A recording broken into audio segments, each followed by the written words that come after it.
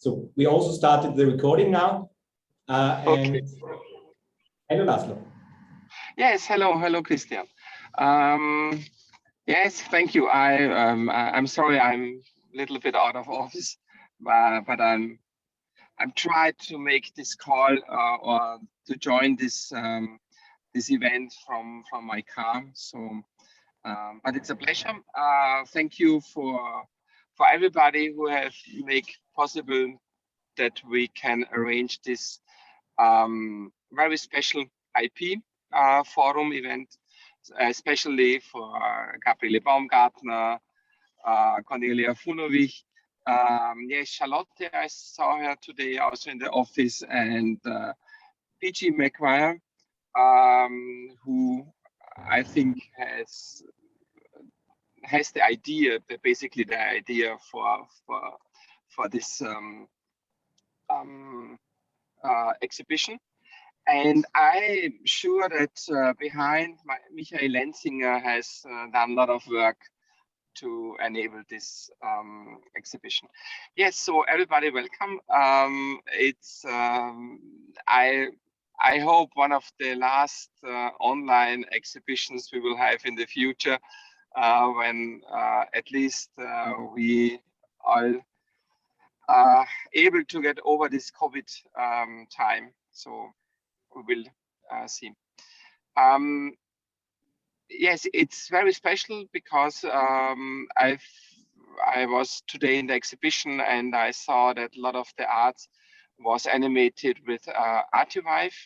So thank you for that. It's really great to see this. It's amazing. And I see, for example, Julia Dorninger.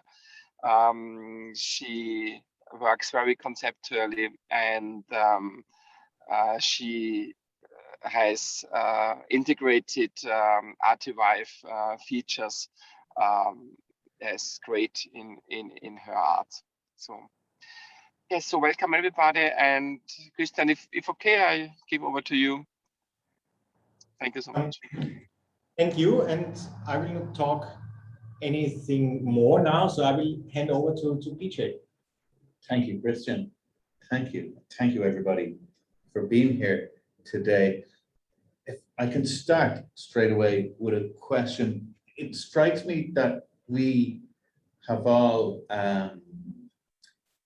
in some ways, since the start of this pandemic, Laszlo mentioned COVID, so we'll bring it in.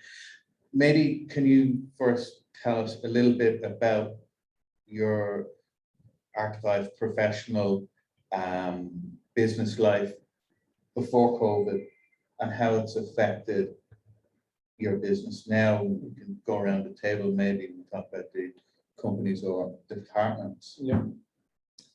Well, for us at artivive, it was we were on a pretty nice track on growing up before COVID, and being a startup, we are doomed to grow every month. So our target is every month is 25% month-to-month growth, and we were not there. So even before COVID, and then the first reaction when COVID hit was actually to take a step back and see what happens. Of course, there was a bit of panic in the beginning.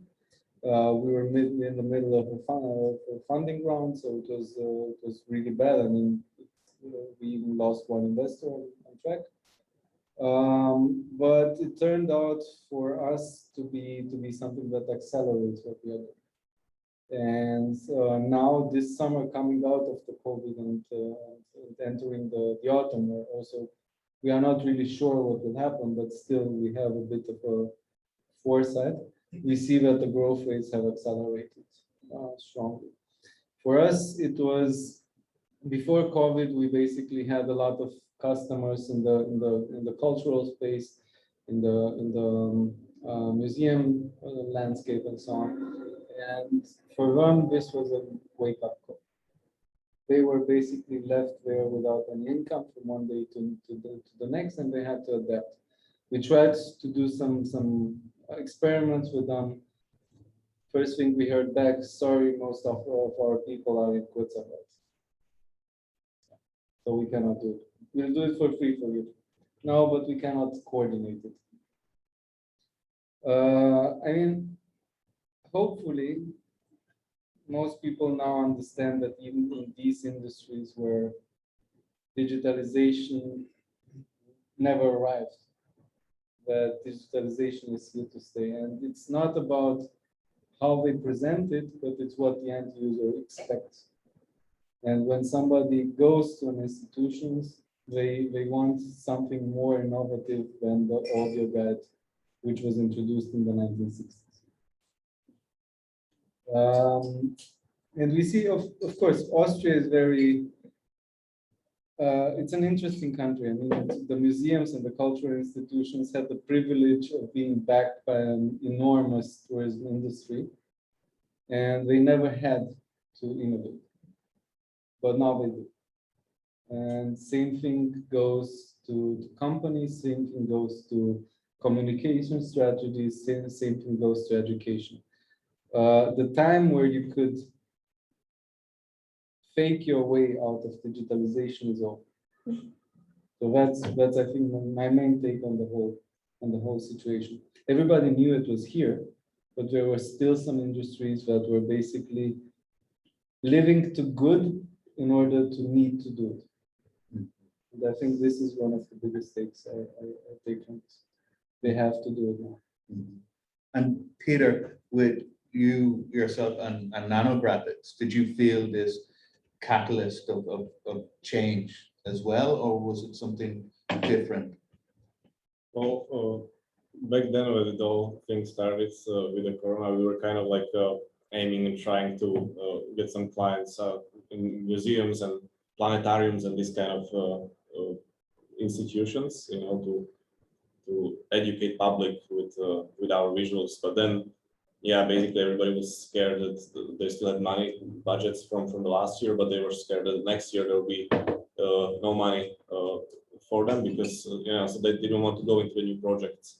And so we felt it that way that we cannot really pursue this direction right now, and we had to refocus a little bit because of that.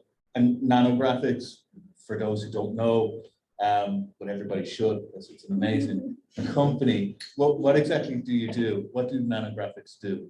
So in general, we are doing data visualization, which means that we are taking all sorts of data, mostly scientific measurements and similar things that you cannot really show. They are just some numbers, and we turn those numbers into images.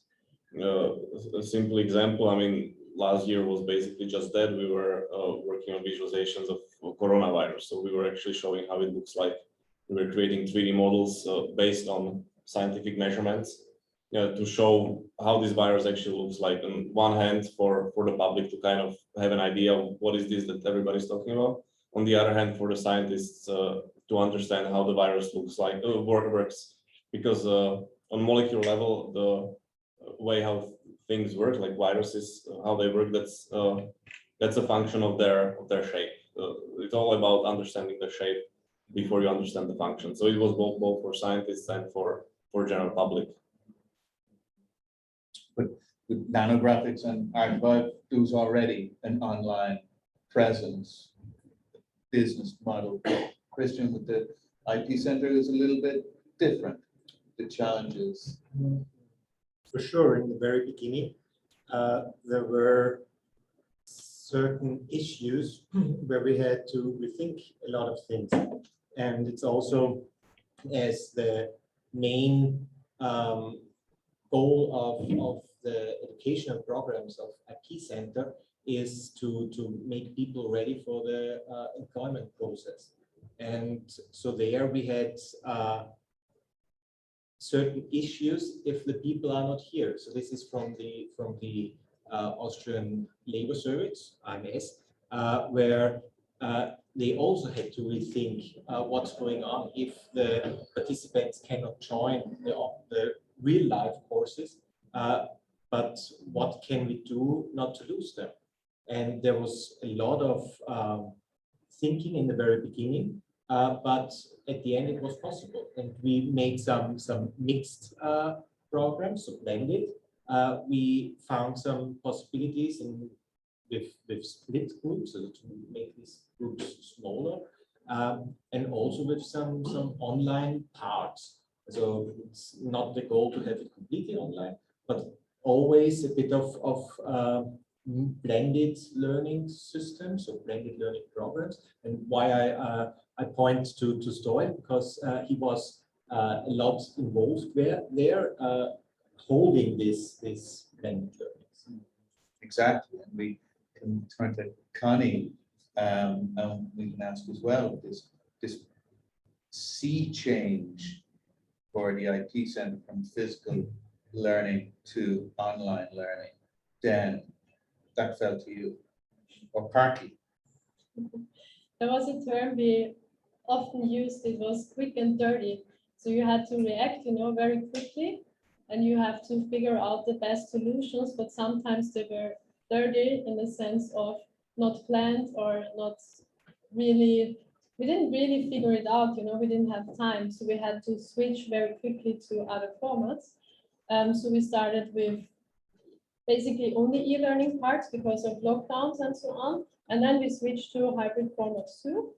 Of course, due to resources, Kurzarbeit and everything, projects were rescheduled or meetings were postponed. So we focused more the product development or the development of existing products, but with maybe new formats or new components. So this was the main part, I would say.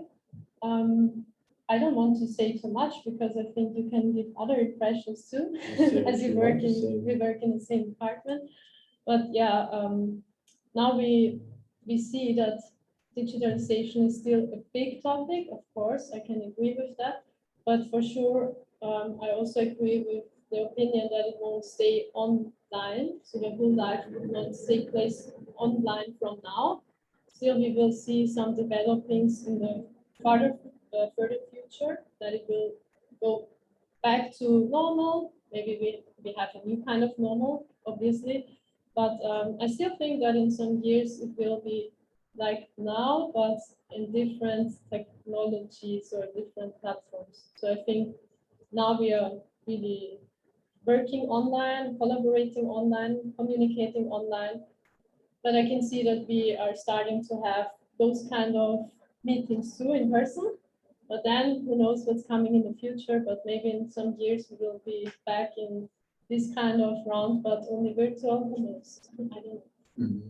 And quick and dirty, an interesting phrase. But Codin, you were nodding your head. Mm-hmm. And did you notice more kind of as the lockdowns and the pandemic kind of as the idea that, okay, this is something long-term, when people realized that, did you notice then that artists were adopting this attitude, okay, I can't make my money in a traditional way with traditional exhibitions and so on. I need to get it digital. I need to create some digital art. So I had a strong feeling over the last 1.5 years that artists were suffering. It was basically at the beginning they were probably one of the hardest hit, and I think most of them want to keep an analog sensation. And this is why, I mean, for us it's obvious because we combine the analog and the digital. You cannot have the digital without the analog, and for us we're basically the extension of the analog. But it's been a period of experiments. It's been a period of pivoting for a lot of artists. I think one main drive right now in the direction of digital art and monetization for the creative sector are the NFTs, which of course are a hyped up topic. They do have, from my point of view, I have a problem with the idea of speculative pricing on the NFTs, because I think that it's hyped up. But I do think that technology per se has a very important role in authentication and authorization of digital art. And I think these can offer the artist the potential to earn. We saw that artists are trying to see how they can get something like a recurrent revenue on digital art. Two options. First of all, the NFTs, the smart contracts where they basically get a share out of each sale. We also had this one artist in Georgia, I think. He was basically selling his buyer the haptic art piece, the painting, and he also sold him a digital subscription model in the sense that the buyer bought for 2 years. For every 2 months, the artist creates a new digital layer with artivive and supplies the buyer with it, and by that the artist has a recurrent business model. So I think also it's deeper than just suffering. I think there are new business models emerging. This is where the NFTs are. So the artist has to create or negotiate a contract with the buyer that the buyer is happy with. In this It's auctions, but it's a cascade of auctions. So it's basically, it can be a cascade. So the standard one is an NFT. The artist sells it, the buyer buys it. That's it. Yeah. But there are smart contracts where upon every further sale, the artist gets a cut. So that generally the 10%. In traditional art, it's 10%. not on resale. not on resale, but Uh-huh. on digital art you can have it on resale. Mhm. So that means if the artwork changes hands in 10 years, at that point the artist will be paid, which is it's not a constant revenue model, but it's a recurrent revenue model, which is a start. Of course, the idea is to try to have revenue models that have a constant inflow of capital. We'll have to see where it takes, but digital art offers you this possibility as opposed to traditional art. And Stoil, NFTs, tell me, for those who don't know, what NFTs? What's happening? Well, basically, first of all, NFT is an abbreviation for non-fungible tokens. So basically, it's a token that has a unique identifier, and non-fungible also means you cannot split it, like, for example, other cryptocurrencies like Bitcoin or Ethereum. So that's the main point of it. And what makes NFTs so special is that, first of all, it proves undoubtable ownership, which is recorded on an immutable ledger, which is the blockchain. So this sounds very dry at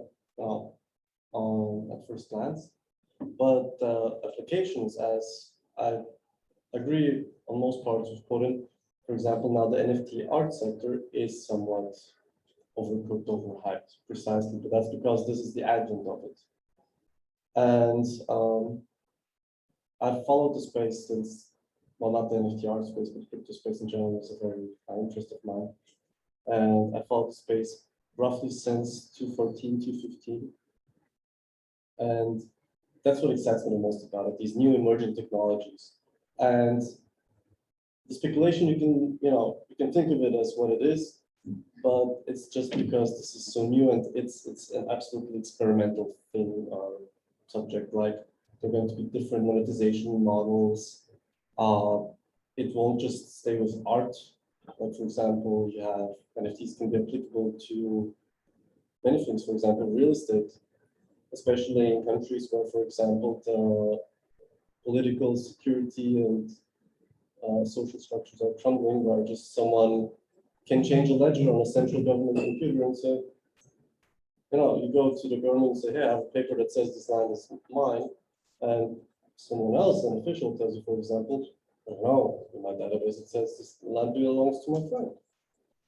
And that's what an immutable, that's an attractive argument for an immutable ledger or record of ownership. Mm-hmm. But is it foolproof? Well, could you paraphrase foolproof? Well, I mean, so last is it PJ proof, maybe? No, but so for example, with the NFTs last week, we had there was a sale of an NFT that was purported to be a Banksy, but it wasn't. It was a forgery. Really? Yeah, I need to and it was then, and it gets complicated here a little bit because the buyer was called Franksy. Oh, But anyway, he paid 244,000 euros, or the equivalent in cryptocurrency, for this alleged or forged Banksy NFT. okay. May I answer your question with a question? Let's say, Like, was the internet foolproof in the 90s? Is it now? Or for that matter, is it not?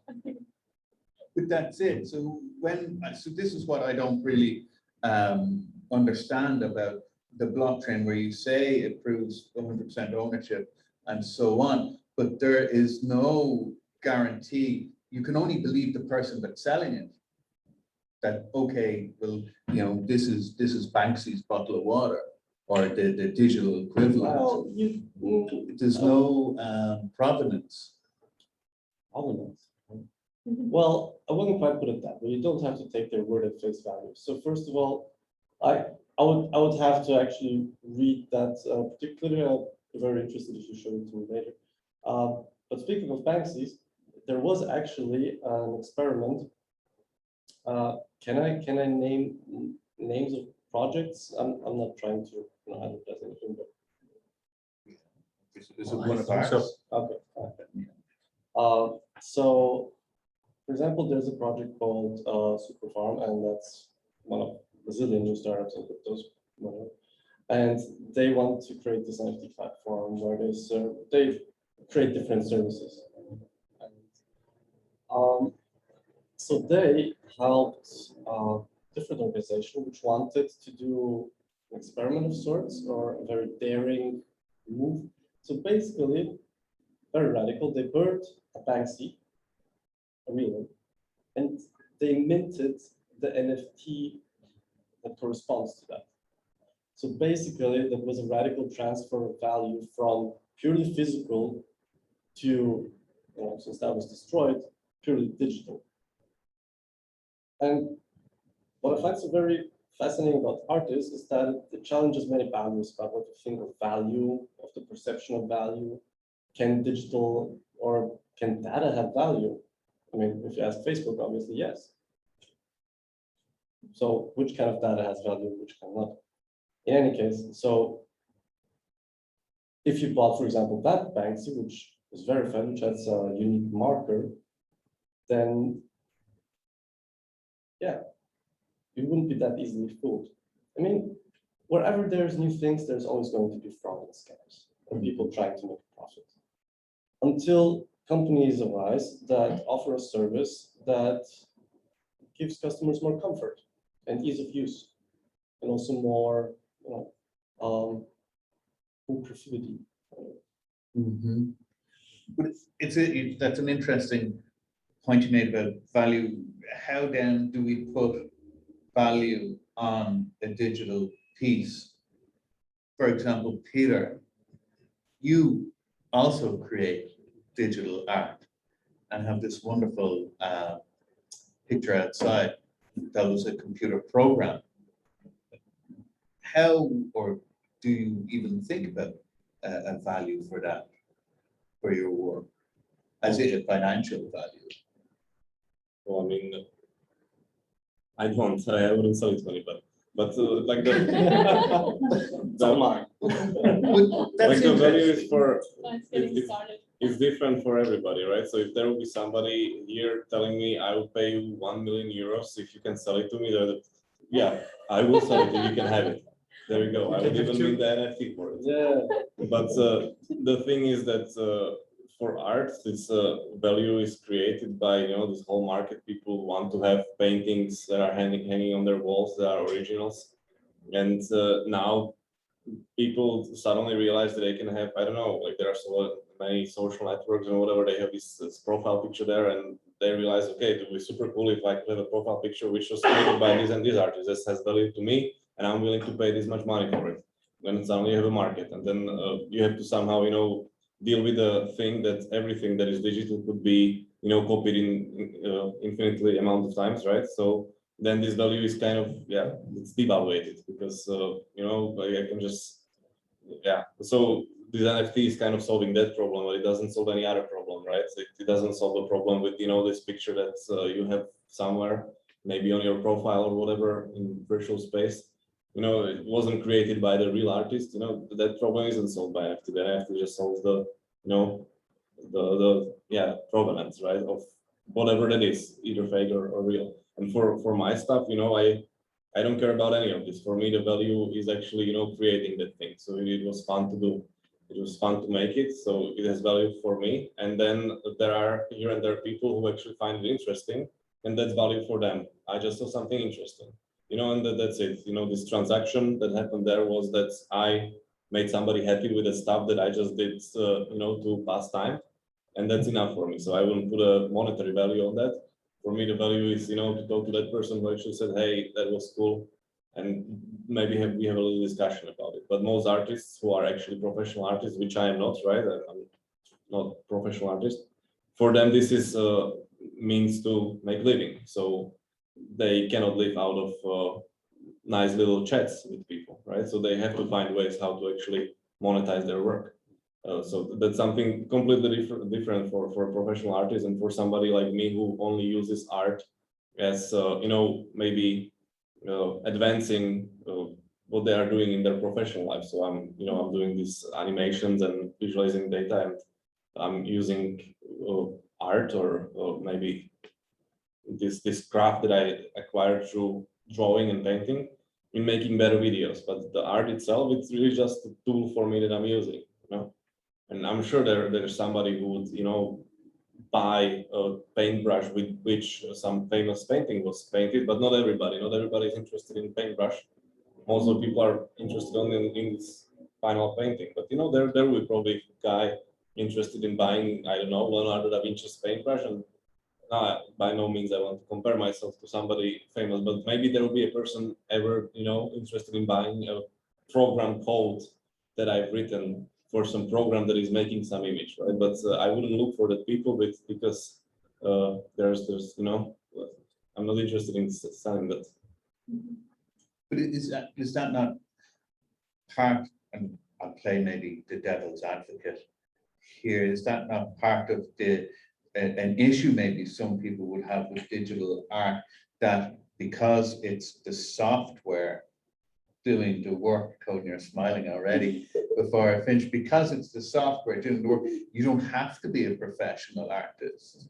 Yeah, but this is like with everything, right? You can also say that about paints, right? Like if you would be in 16th century, you wouldn't have a blue paint, right? And then suddenly somebody invented the way how to paint with blue because they found some special plant in Africa, brought it to Europe, and suddenly you have this painting, which is only interesting because there is something blue in it, which back then for people, because it was impossible to paint blue. Now I can go to the store, buy blue paint, and I can just paint blue, right? So I can argue, you know, it's not art because, you know, you can just buy paints now and they do everything for you. Back in the 16th century, you know, we have to invent our paints by, you know, collecting plants. Same with computers. Yeah, you can paint on a computer and you can do things that you couldn't do in, you know, 80s or whatever. Still, I mean, if you would do stuff with a computer that is very easily doable, you know, with a pen and paper, then probably you are kind of wasting the potential of the technology there. But the point of these digital technologies that you have now is that you can do things that weren't possible before.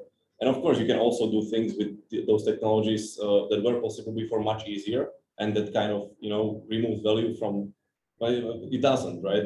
Because it's still, art isn't about what's possible, what's not, right? It's about if you did something or if you didn't, if you thought of doing that or not. And this digital technologies just gives you much bigger space of things that are possible that you could possibly ever do. I think in that point, we can open a completely wider discussion. What is creating value? So, but then it is a society discussion. Because when we are now in an environmental crisis, and we think about that some fantasies of a car production are have a higher value than for a farmer the field is, then you have to rethink the whole society. And this is the same example for me. So if you have some art projects I don't care if they are in an electronic way or in a handmade way, but what is creating the value of this one?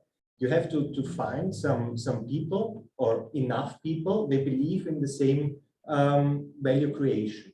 So, and if you find somebody buys you €1 million for your picture, then it's great. You can earn €1 million, but is this really the value of the picture? Or do we create value in just believing in money, or do we create value in something different? And I think then we can open that discussion in, so I take the place of Julia today, just make it broader and think in a different level. So what is creating value anyway? Is it the capacity, scarcity of goods you have, or so the blue color we had before? Is it gold or whatever? So this is a completely, so the creation of value, I think this is a completely different discussion or a different point of view. I think it's very amusing to see that we have all these spikes in the value of creation, yeah? But the whole image is blurred because we are questioning the value of digital content creation and are not questioning the value of fossil fuels, for example. Yeah? On the other hand, 2017 was the first year in which the global revenue in digital content creation was higher than the revenue in fossil fuel. So the global value of digital content creation is higher than fossil fuel. The question is, if in 5 years we will stop questioning the value of digital content creation and start questioning the value of fossils, because that should be a right direction to move. But we are still afraid to put a value to something which is more valuable than fossils. Personally, I believe it's going to go in that direction. Just because from what I can see in technology, it's going more and more towards immersion, I believe. And as we have seen, COVID has indeed us from different industries, from years to perhaps years. We've seen this boosted many developments. So yeah, I do believe the focus is going to shift to more, to even digital economies, because the kids that are growing up now today, they value, for example, a special anniversary skin on their Fortnite character, this or that. Yeah? To them, this already holds value. They grew up with things that, even though it's in the digital realm, they attach a certain value to it. So value is about perception. A lot of, I mean, this is a millennia-old topic, which we're not going to find the end of it in God knows how many minutes. But of course, perception adds value. It's always been that way. And then, of course, what utility do you have from it, and extra and this and that. But I mean, as Christian so eloquently said, money, the most basic everyday form of value transaction we use, is to some extent based on belief. Because some of the currency costs more to produce than the currency's value, actually, which is ironic. It is. We spoke earlier about analog. Artists want to be analog, and then we have the digital. And before this, today, I did a little bit of research about digital art, famous digital artists, and I found a piece about Andy Warhol, who created some digital art in the very early 80s with an Amstrad 1000 computer as an advertising for Amstrad, you know, and this was placed then in the Amstrad headquarters in the States. And if you wanted to go and see it, you had to go there and look at the image on the computer. We are miles and miles away from that now, light years away from that now. But I wonder how blurred are the lines now between the analog and the digital art. We don't have analog art, digital art on separate tables anymore. They're together. And I suppose my question is, are we seeing that the analog artist needs the digital tool as well? Is it going in that way that one cannot exist without the other now? So I know you look at putting this. I just wanted to phrase one concern. Why does it have to be mutually exclusive? That's the thing. So we see that this immersion, this combination of analog and digital, is something like a new creative medium. So like film or photography was 100 years ago, we feel that this immersive technology can offer a new creative medium, be it AR, XR, or VR. VR is digital, but if you're talking AR, it can be this combination. Yeah? The thing was, at the beginning, all mediums were informative. Film, you were going to the cinema to see the news. The photographs were photographs of family members. They were not creative. And then the first medium which actually went creative was film before photography. It was in the 1930s where Hollywood, at that point, really a creative powerhouse, with movies like Citizen Kane and everything before. Good movies, no? It was not Die Hard 4. Very So few films it- are like Die Hard 4, luckily. Yeah, Okay, now. 1 and 2 are great, but yeah. Anyway, so the switch was when Hollywood came along, took this medium, threw the creative stuff in it, and bang, it went global as a media. Photography was later. It was the Kodak moment in the 1960s, where Kodak basically built something really small, easy to use, what we call today no code. Put it in the hands of creatives, go do your stuff. That's when it exploded. This is where we are now. We need technology, we need this immersion, this augmented reality, XR, VR, but we need it local, no code. But this is what is happening. Companies from around the world are trying to reduce the complexity in order to put it in the hands of the people who can use it best, and those are the creators. And Connie, do you also see this when we touch onto the digital world in the e-learning context as well, that there's this push more and more to have, or the lines are being blurred between the physical present learning and the demand for online learning?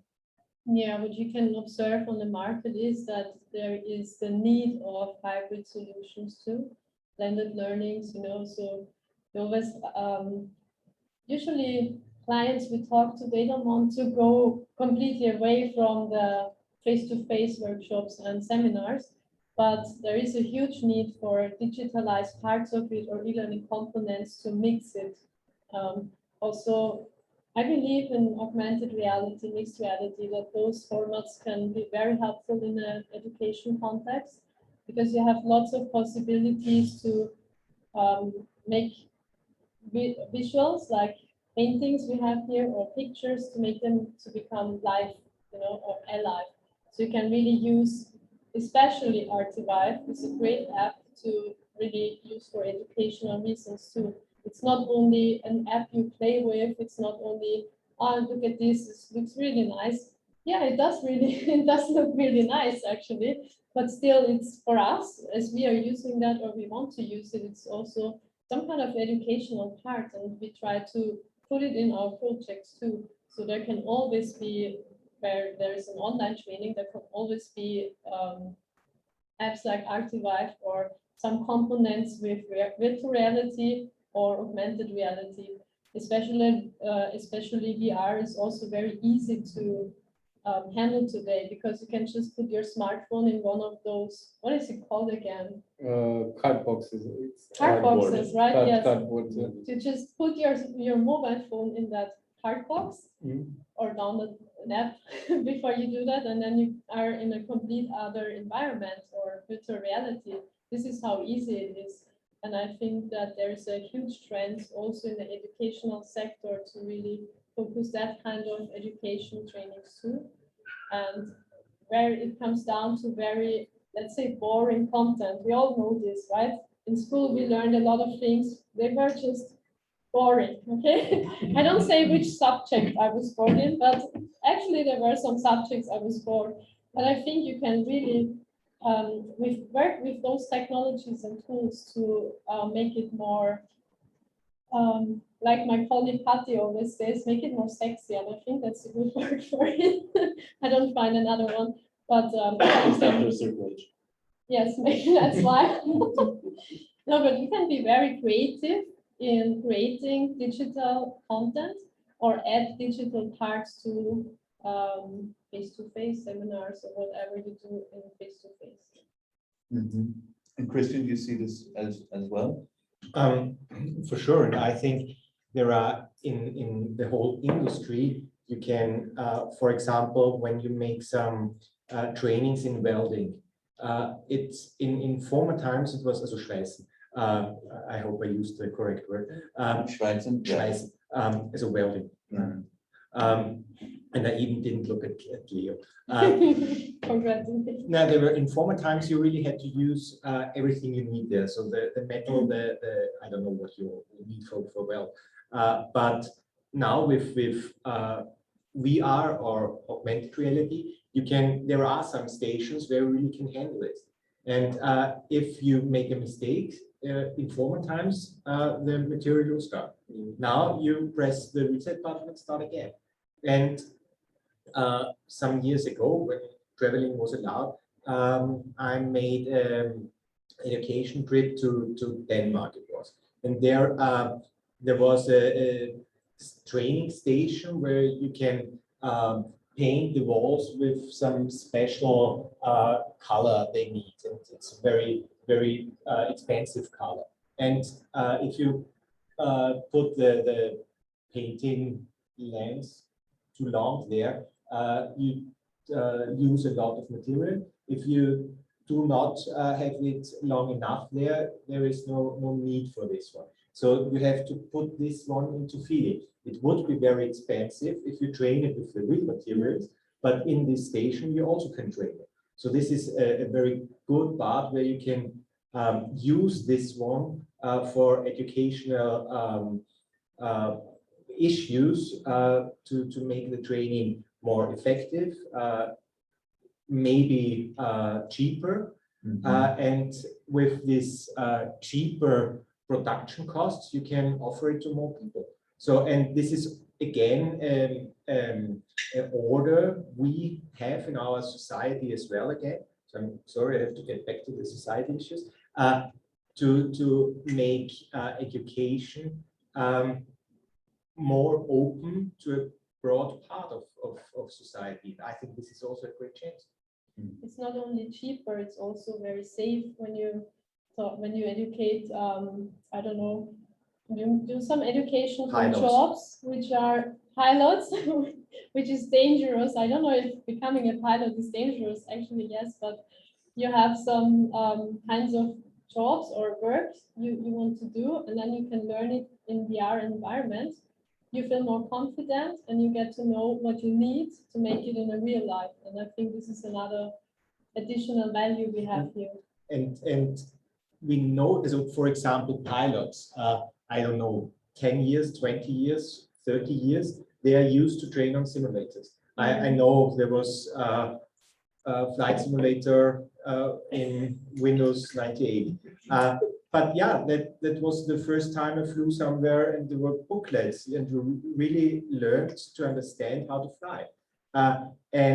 But in many heads, this was only used for high-end education, so pilots. On the other hand, maybe many of us have a PlayStation at home. I have, and there you can train For the children. For sure, only for My son for has a my son. PlayStation too. No, and there there you can train driving a car. And learning this one on a simulator, this was just for Formula One but you can train it also to make a Gabelstapler. It's your turn again. Forklift.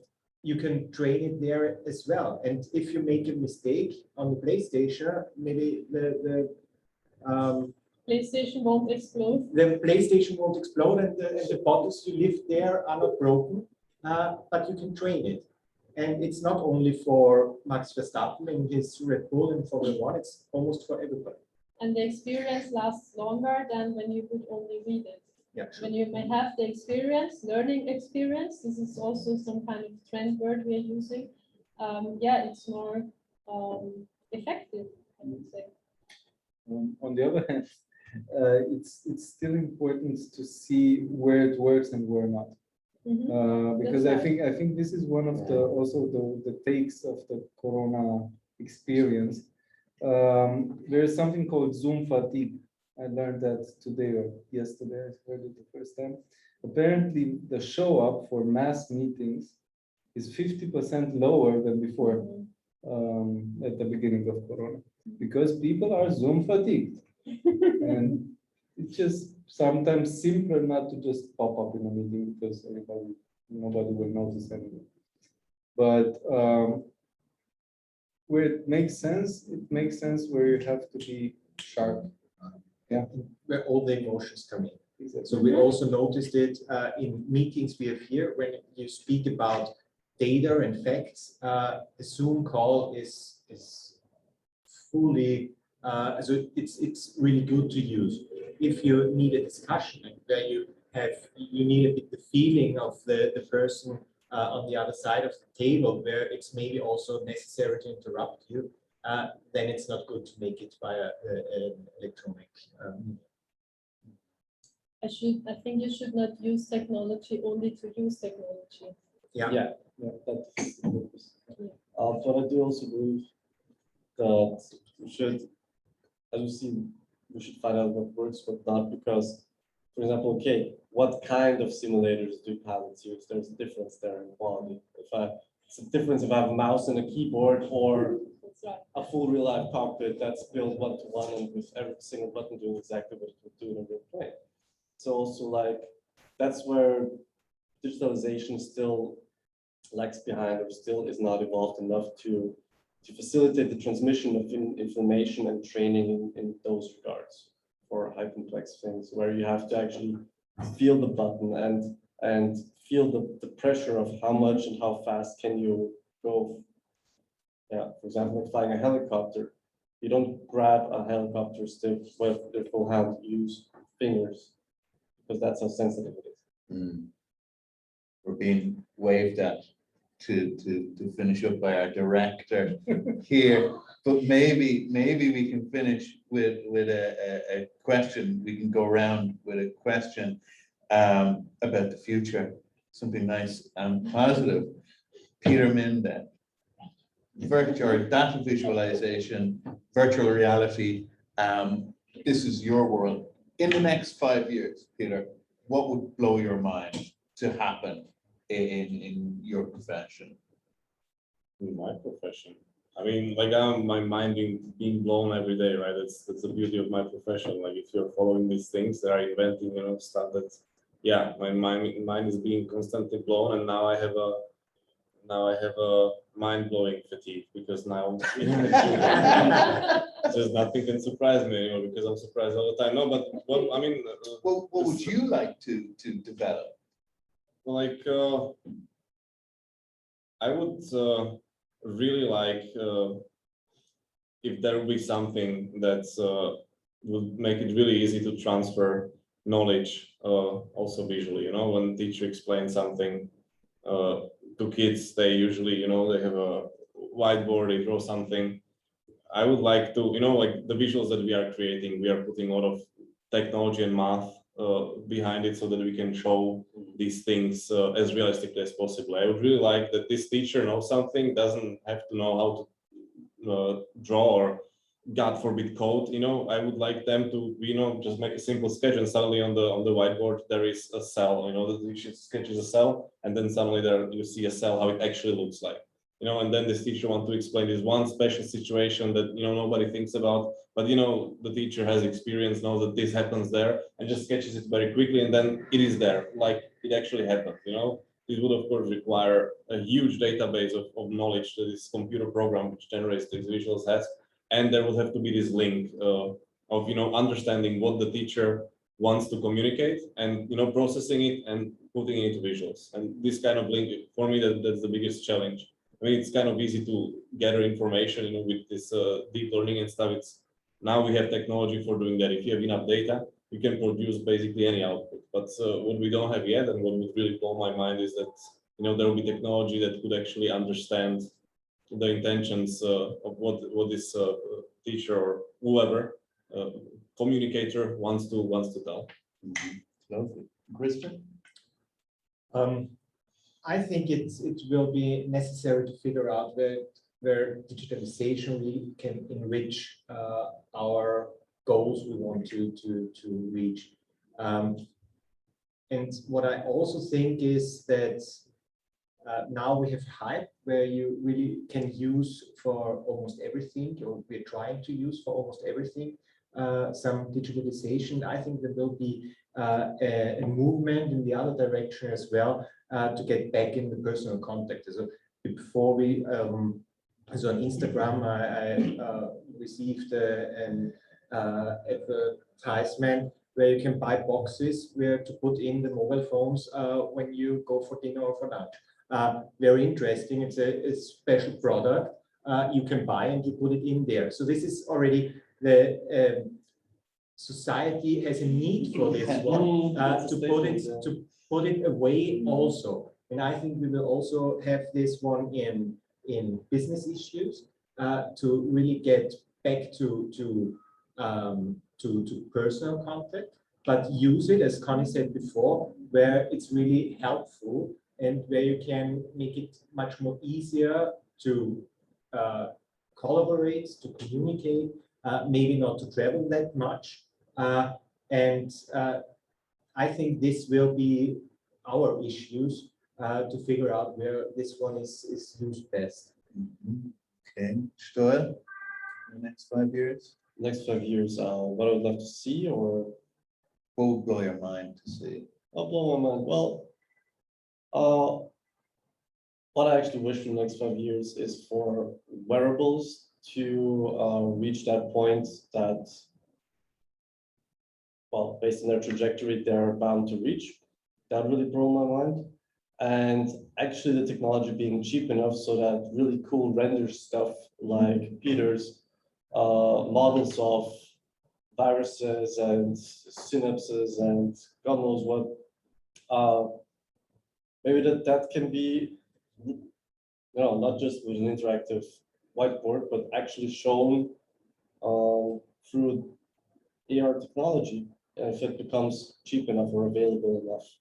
And that would be great, because then that would kindle the flame of learning, even for someone like me. Like I would say, wow, the kids are learning like by this method right now. Like, man, I wish I was at school these days. Go back to school then. May give you an option We get or school motivation. Lifelong learning. Lifelong learning, Yeah, exactly. right. So And- yeah, Sorry. Connie, I don't need to be mind blown, but I would appreciate if especially augmented reality would be more workable, which means available. Like you had it with QR codes, right? So when they started or when they launched the QR code stuff, you always needed an app to read the QR code, and now you open your camera, the camera scans the code and it opens, or you can open the website. So actually I would be amazed if we have some kind of standard solution on our smartphones, because then it's more workable for me also to put it in educational projects, because then everybody has a smartphone and you don't have to download an app all the time to have access to the content. So for me, for example, for artivive too, when I put some nice piece of art with an artivive explanation video on in my educational project, then it would be very nice to just open the camera on the smartphone and it scans, oh, it's a picture, and then maybe it suggests artivive to open as an app. I don't know, maybe it's already in development, but I would appreciate such standard solutions and standards in general with the new generation of smartphones or tablets or whatever. Yeah, so doing that would be pretty easy. We just have to buy Apple and Google. Yeah, right. This is what I'm talking about. So it's not cheap, right? So on my side, so what I would love to see is what has already been said. I mean, the chances and the opportunities are huge. What would really blow my mind, you know, that after Corona, somebody said that, well, if the aliens arrive now, we wouldn't be that surprised. Yeah. I mean, it would completely blow my mind to see what would happen if we wouldn't have collectively for 1 week internet. That would blow my mind to see what happens there. But it might be a catalyst, like it was with Corona. But where I'm seeing that the technology is going, it's that it's being more and more integrated in the life. It's replacing gadgets we already have, like the phone will disappear. We'll probably have most of the things in the visual, in the face or on the wrist. We'll have to see, but that will definitely happen. 5-10 years. Okay. Thank you. Thank you. And thank you very much, Thank you. Peter, Stoil, Connie, and Codin. Gabi? Okay, then thank you for the interesting discussion. We stop the recording now. So at this moment, we have to say goodbye to our visitors on Sat 3. So wish you a nice week.